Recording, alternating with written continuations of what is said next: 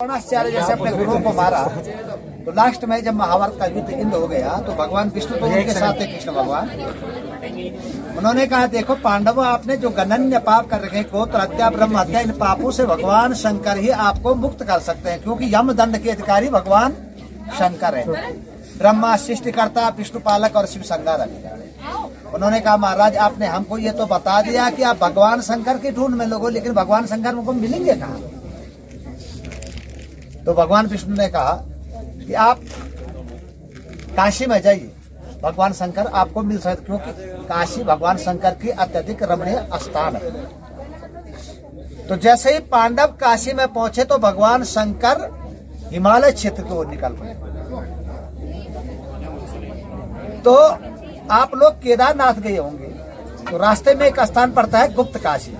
कहते हैं काशी से जब भगवान शंकर वहां पे आए और पांडवों को अपने पीछे आते हुए देखा तो वहां से गुप्त हो गए, वहां का नाम पड़ा गुप्त काशी, और पहुंचे केदार में। ये संस्कृत के शब्द है। के का मतलब होता है पानी, दार का मतलब दलदल, पानी से युक्त जो दलदली भूमि होती है उसे कहते हैं केदारम। तो जब भगवान शंकर केदार में पहुंचे तो पांडव भी उनके पीछे पीछे निकल गए। उन्होंने देखा पांडव मेरा यहाँ भी पीछा कर रहे हैं, तो उन्होंने वहां पे महिष रूप धारण करे। महिष किसको बोलते हैं? भैंस को। हजारों भैंसे वहां पे पैदा हो गई, लेकिन पांडव जैसे ही वहां पे पहुंचे उन्होंने देखा कि इस हिमालय क्षेत्र में हजारों भैंसे विचरण कर रही हैं, इनमें अगर भगवान शंकर होंगे भी तो हम पहचाने कैसे? भीम ने कहा ठीक है, मैं एक पैर इस पहाड़ी पर रखता हूं, तुझे आप भैंसों को पार करते जाओ, पता लग जाएगा कि भगवान शंकर है कि नहीं। लेकिन जैसे ही पांडवों ने भैंसों को पार किया तो भगवान शंकर ने अपने को बचाने के लिए उस केदार भूमि में, उस दलदली भूमि में घुसना शुरू कर दिया। पीछे से भीम ने पकड़ लिया तो उनको आकाशवाणी हुई कि पांडवों, इस हिमालय क्षेत्र के अंतर्गत मेरे 5 अंग बन चुके हैं। केदारम मध्यमम तुंगम रुद्रम कल्पेश्वर हिमालय पंच केदारम स्मृते नित्यम महापातक नाशनम। आपके महान से महान पाप दूर हो सकते हैं, आप 5 केदारों की ढूंढ खोज करिए। लेकिन आपने इतने गणन्य पाप कर रखे हैं, फिर भी मैं आपको मुखमंडल के दर्शन नहीं दूंगा। तो केदारनाथ में भगवान शंकर का पृष्ठभाग छूट गया था। अर्जुन ने वहां पे पृष्ठभाग को मान करके शिवार्चन किया। दूसरा केदार आता है मधमेश्वर, वहां पे भीम ने मध्य भाग को मान करके शिवार्चन किया। तीसरा तुंग, जहाँ पे आप अभी खड़े हैं, ये भारतवर्ष का शिव मंदिरों का सबसे शिखर का मंदिर है, 12,772 फुट की ऊंचाई पे। तो यहाँ पे अर्जुन ने भक्षस्थल हृदय और भाव को मान करके शिवार्चन किया। चौथे केदार आता है रौद्र, रौद्र का मतलब तो आंखें। रुद्रनाथ में नकुल ने आंख और ललाट को मान करके शिवार्चन किया। 5वें कल्प, कल्प का मतलब होता है शिखा। कल्पेश्वर में सहदेव ने शिखा को मान करके, जटा को मान करके शिवार्चन किया। और जिस मुखमंडल का दर्शन नहीं दिया वो निकला कहाँ? पुष्पति नेपाल। बाकी इन मंदिरों का जो जीर्णोद्धार किया आदि गुरु स्वामी शंकराचार्य जी ने किया। अगर पांडव काल के ये मंदिर है तो लगभग 5,500 साल पुराने मंदिर है, और आदि गुरु स्वामी शंकराचार्य जी ने इनका जीर्णोद्धार किया तो लगभग 1250 साल पुराने मंदिर हैं। यहाँ से एक स्थान है चंद्रशिला, लास्ट टॉप, जिसकी ऊंचाई है 13,750 फुट। तो वहां पे चंद्रमा ने तपस्या किया। चंद्रमा को बृहस्पति जी का श्राप था।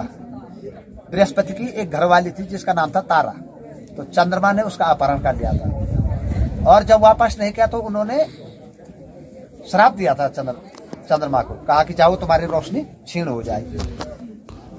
तो भगवान जब चंद्रमा की पूरी रोशनी खत्म हो गई तो वो ब्रह्मा जी के पास गए। उन्होंने कहा भाई मेरी तो पूरी रोशनी खत्म हो गई। उन्होंने कहा भाई मैं क्या कर सकता हूँ? भगवान शंकर आपको तो जो है कि बृहस्पति का श्राप है। विष्णु के पास गए तो विष्णु ने कहा कि जाओ शंकर के पास जाओ, लेकिन भगवान विष्णु ने कहा कि आप तुंग क्षेत्र में जाइए और भगवान शिव और शक्ति की उपासना करिए, आपको इसका फल अवश्य मिलेगा। तो चंद्रशिला नामक में चंद्रमा ने जो है कि तपस्या किया। कई सालों तक तपस्या करने के बाद जब उनको शिव और पार्वती के दर्शन हुए तो वरदान मांगने को कहा, तो उन्होंने कहा कि मेरी रोशनी मुझे वापस मिल जाए। तो भगवान शंकर ने कहा देखो आपको बृहस्पति जी का श्राप है, लेकिन मैं इतना कर सकता हूँ, आपको 15 दिन जीवित रहना पड़ेगा, 15 दिन जो है लुप्त रहना चाहिए। वहां पे वहीं से शुक्ल पक्ष और कृष्ण पक्ष की उत्पत्ति हुई। हमारा ये जो केदारखंड है, केदारखंड और जो उत्तराखंड है, ये आपको ये पता होगा कि ये जो है कि हरिद्वार से शुरू हो जाता है।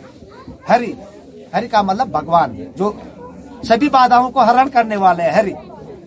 और द्वार, जो भगवान का द्वार शुरू होता है वो होता है हरिद्वार से। और हरिद्वार और ऋषिकेश, अब ऋषिकेश हरिद्वार देखो, वहां पे हरिद्वार में जो यज्ञ हुआ, किसका हुआ? दक्ष प्रजापति ने जो यज्ञ किया हरिद्वार में, तो उन्होंने सभी को निमंत्रण दिया, तो भगवान शंकर को निमंत्रण नहीं दिया, जबकि उनके दामाद थे। लेकिन बिना, कहते ना, बिना बुलाए कहीं जाना नहीं, वो चले गए। भगवान शंकर बोला चलो, भूल गए होंगे, क्या पता, ससुर जी भूल गए। वो गए तो उन्होंने उनको गालियां दी। तो गालियां देने के बाद जो है कि नंदीगण से सहन नहीं हो पाए। भगवान शंकर ने तो सहन किया, लेकिन नंदीगण ने क्या कहा, ये दक्ष प्रजापति जिस मुख से तू भगवान शंकर को ऐसी गालियां दे रहा ना, ये शीघ्र तेरे पे क्या लग जाएगा? बकरे का लग जाएगा। अब शंकर को तो बड़ा वो हो गया। उन्होंने कहा नंदीगण तूने तो शराब दे दिया, लेकिन कैसे तो तूने दिया ही क्यों शराब? बोला कि भाई तुम्हें तो बक बक कर रहा है, उस समय से बोला ऐसे ही बक बक करता रहेगा ही, है ना। तो दूसरी बार जब यज्ञ शुरू हुआ, देवताओं का आमंत्रण किया, तो पार्वती जबरदस्ती, पार्वती भी चले गई। तो दक्ष प्रजापति ने उल्टा सीधा बोलना शुरू कर दिया, तो उसने जो है कि छलांग मार दी। किसमें? हवन कुंड में। हवन कुंड में छलांग मारी तो जो है कि शिव पार्षदों ने भगवान शंकर को बताया कि पार्वती तो जो है कि हवन कुंड, उन्होंने कहा जाओ खंडित करके आओ, जाओ सारा यज्ञ। तो जैसे वो गए तो वहां जो ब्राह्मण ऋतुजा बैठे हुए थे, उन्होंने क्या किया, अपने मंत्रों के द्वारा उनको क्या कर दिया, किसी को तो पत्थर बना दिया, है ना। अब भगवान शंकर को ये पता चला कि मेरे सारे पार्षद पत्थर बन गए, तो उनको इतना क्रोध आया कि उन्होंने जो है कि अपनी जटा जो है पृथ्वी पर एक पहाड़ पे ऐसे ही पटक दिया, और वहीं से जो है वीरभद्र की उत्पत्ति हो गई। वहां से अष्ट भैरव तैयार हुए, काल भैरव, कंकाल भैरव, चंड भैरव, प्रचंड भैरव, रुद्र भैरव, है ना। तो वीरभद्र ने कहा कि मेरे को आज्ञा दे दे, तो भगवान शंकर ने कहा जाओ दक्ष प्रजापति का यज्ञ विध्वंस करके आ जाओ। लेकिन जैसे ही वीरभद्र वहां पहुंचा, तो उसने क्या किया, ब्राह्मणों के अग्रदांत निकाल दिए, ताकि उनके मंत्र ही न चले। अगर मंत्र चलते तो वो उनको भी पत्थर बना देते, लेकिन उन्होंने उनके अग्रदांत दिए। और जटाएं जैसे निकाली ना, वो फेंकी ना, तो वो कहाँ पड़ी? ऋषिकेश में। इसीलिए उसको क्या कहते हैं, ऋषियों के जो केस है ना, इसीलिए वहां का नाम क्या पड़ा? ऋषिकेश। अब ऋषिकेश से आगे जो है कि क्या आ जाता है? देवप्रयाग। अब देवप्रयाग में भगवान उनका संगम है, किसका? देवताओं का। देवताओं का संगम है देवप्रयाग। और रुद्रप्रयाग से केदारखंड शुरू हो जाता है। रुद्रप्रयाग में अलकनंदा और मंदाकिनी का जो संगम है, तो वहां से भगवान शंकर का क्षेत्र शुरू हो जाता है। बद्रीनाथ भी भगवान शंकर का क्षेत्र है, भगवान विष्णु का क्षेत्र नहीं, भगवान शंकर का क्षेत्र था बद्रीनाथ। लेकिन भगवान विष्णु की उस क्षेत्र की जरूरत पड़ी। वो एक ऐसा क्षेत्र है कि जहाँ पे एक दिन का तपस्या का फल 1.25 लाख दिन का तपस्या का फल प्राप्त करता है। वहां पे जो है भगवान विष्णु ने कहा अगर मैं यहाँ पे तपस्या करता हूँ, लेकिन भगवान शंकर तो छोड़ेंगे नहीं इस स्थान को, क्योंकि भगवान विष्णु को सहस्रा कवच को मारना था। सहस्रा कवच एक ऐसा राक्षस था जिसने, उसके पास भगवान सूर्य ने सहस्र का कवच दे रखा, 1000 कवच दिए उसको, और एक कवच वही तोड़ सकता था जो 1.25 लाख साल तक तपस्या करे। तो भगवान विष्णु ने उस स्थान को लेना चाहा, लेकिन वहां तो भगवान शंकर थे। लेकिन भगवान विष्णु ने क्या किया, सुबह जब पार्वती और भगवान शंकर स्नान पे ले जाते थे, तो भगवान विष्णु रास्ते में जो है बच्चे बन गए और रोने बैठ गए। भगवान शंकर को तो पता चल गया। भगवान शंकर, पार्वती को दया आ गई। पार्वती ने कहा देखो भैया, मेरे को तो इसको देख के दया आ रही है, ये रो रहा है, किसने छोड़ा इसको? अरे भगवान शंकर ने कहा एक बार स्नान करके आता हूँ। बोला नहीं, एक बार मैं इसको सुलाऊंगा। पकड़ा भगवान विष्णु को और अपनी गुफा में ले गई। लेकिन जैसे ही गुफा में ले गए और वो सुला दिया भगवान विष्णु को, और अपने आप स्नान के लिए चले गए। लेकिन जैसे ही वो स्नान से आए, तो तब तक भगवान विष्णु अपने विराट रूप में वहां खड़े हो गए। पार्वती को क्रोध आ गया, बोला साला छोटा बच्चापन की नंगा पीर जो है कि सामने जो है खड़ा करके तेरे को शर्म नहीं आई। तो भगवान विष्णु ने सीधे पार्वती के पैर पकड़ लिया, बोला माता जी प्रणाम। पार्वती ने कहा ठीक है, आपने मेरे को माता कहा और आप मेरी गोद में खेले हैं, ठीक है मैं आपको वरदान देना चाहता हूँ कि आप मुझसे मांगे। बोला महाराज मुझे कुछ वरदान नहीं चाहिए, मुझे ये स्थान चाहिए। बोला ठीक है, दे लिया भगवान विष्णु ने। तो भगवान विष्णु ने वहां पे नर और नारायण के रूप में तपस्या करना शुरू किया। अगर नर जो है युद्ध करे तो नारायण तपस्या करे, नारायण युद्ध करे नर तपस्या, ऐसे ऐसे में जो है 999 कवच खत्म हो गई है सहस्रा कवच के, अब बचा एक कवच। अब उसको खतरा हो गया, उसने सोच लिया कि अब मेरी मृत्यु निश्चित है। तो उसने क्या किया, वो वहां से भाग गया और सूर्य की शरण में चले गया। लेकिन आगे से सहस्रा कवच, पीछे से भगवान विष्णु। लेकिन वहां पे सूर्य नारायण भगवान ने उसकी रक्षा की। क्यों कहते हैं शरणांगत की रक्षा करना। आज तो जो है कि चोर के मारते हैं, है ना, उस समय ये होता है जो शरण में आ गए उसकी रक्षा करना, उसके बाद अपनी जान दे करके।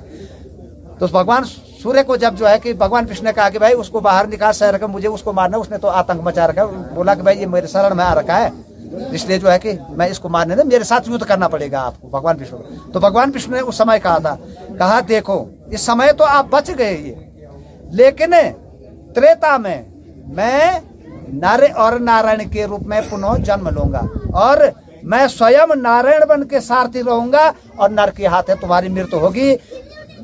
तो नर थे कौन, अर्जुन, और कृष्ण जो है सारथी थे, और सहस्रा कवच कौन था, अंगराज कर्ण था।